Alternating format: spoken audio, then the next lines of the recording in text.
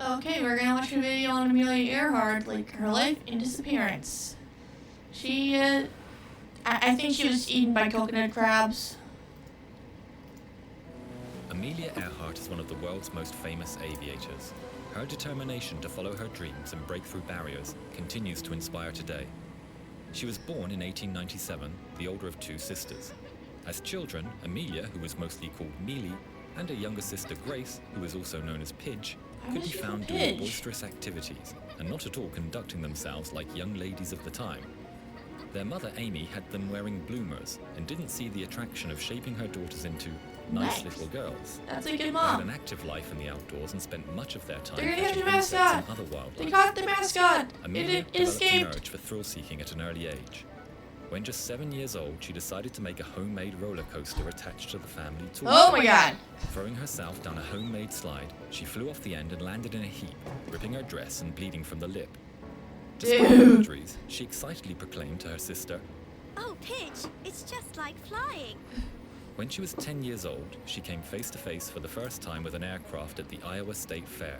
Earhart's father tried to get Amelia on the plane, but she refused, saying, It's a thing of rusty wire and wood, and not at all interesting.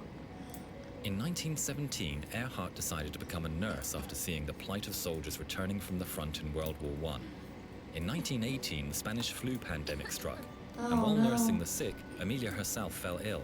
The illness left her with lifelong sinus problems, Oh man, I hate which sinus sometimes problems. impaired her flying.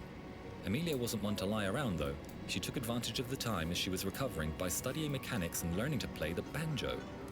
Later that same year, she attended an air show with a friend where a World War I flying ace was putting on a demonstration of his skill.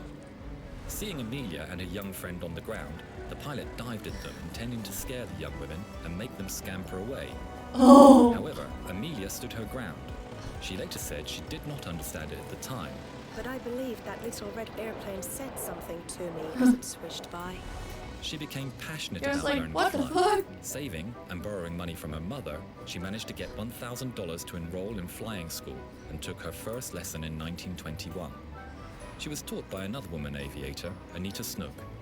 To fit in with the other women pilots, Earhart cut her hair short and wore a brown leather flying jacket, which she slept in for 3 nights, so that it didn't look completely new. 6 months later, she bought her first plane. It was a second-hand Kinner Airster, which she named the Canary. That same year, she yellow. set the women's altitude record by reaching 14,000 feet in the Canary. Nice. After the financial crisis in the 1920s, Uh-oh. money was tight, and she had to sell the Canary and took up work as a teacher and a social worker. During this Those are time, she was important still jobs. passionate about aviation and wrote several newspaper columns championing women aviators.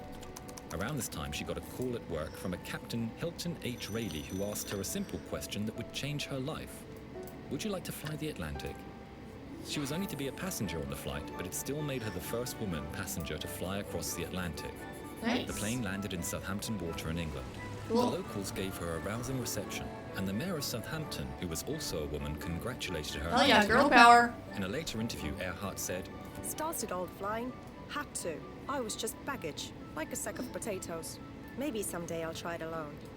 returning to America, she was hailed as the Queen of the Air by newspapers.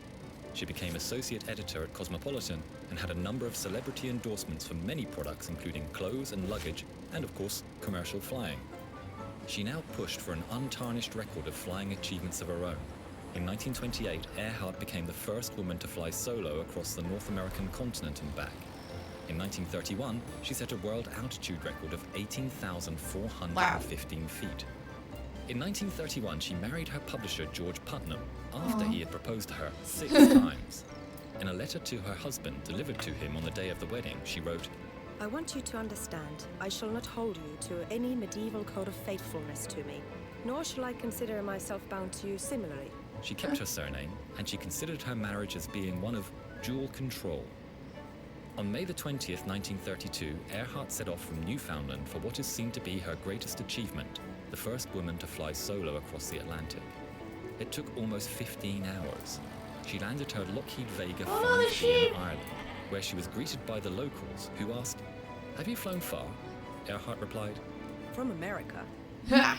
In 1937, approaching her 40th birthday, Earhart said, I have a feeling that there's just one more good flight left in my system. That flight was to be an attempt to fly around the world. On July the 2nd, 1937, Earhart and her navigator Fred Noonan took off from Lae in New Guinea with a destination of Howland Island in the Pacific, a tiny piece of land 2,200 miles away. Special navigation procedures were put in place. Radio contact was to be made with the US Coast Guard ship Itasca off Howland Island. Using direction-finding equipment, Earhart should have been able to navigate in. After taking off from Lae, Earhart encountered problems with overcast skies and rain. Some witnesses reported that the radio antenna may have been damaged. No. Nearing Howland Island, the communication was confused and sporadic, and for a number of reasons it was not sufficient to determine direction. The last communication from Earhart was at 8:43 a.m. We are running north and south. The Itasca began a rescue after she failed to land on Howland, but nothing was found. On January the 5th, 1939, Earhart was declared legally dead. Oh. No trace of the world's most famous female pilot, her navigator, or their plane has ever been found. In a letter to her husband to be opened in the event of her death, she wrote, Please know I'm quite aware of the hazards. I want to do it because I want to do it. Women must try to do things as men have tried. Yeah. When they fail, their failure must be Fuck but a yeah. challenge to others. Hell yeah. Basically, if life kicks you down, kick it back. I'll see you guys in the next one.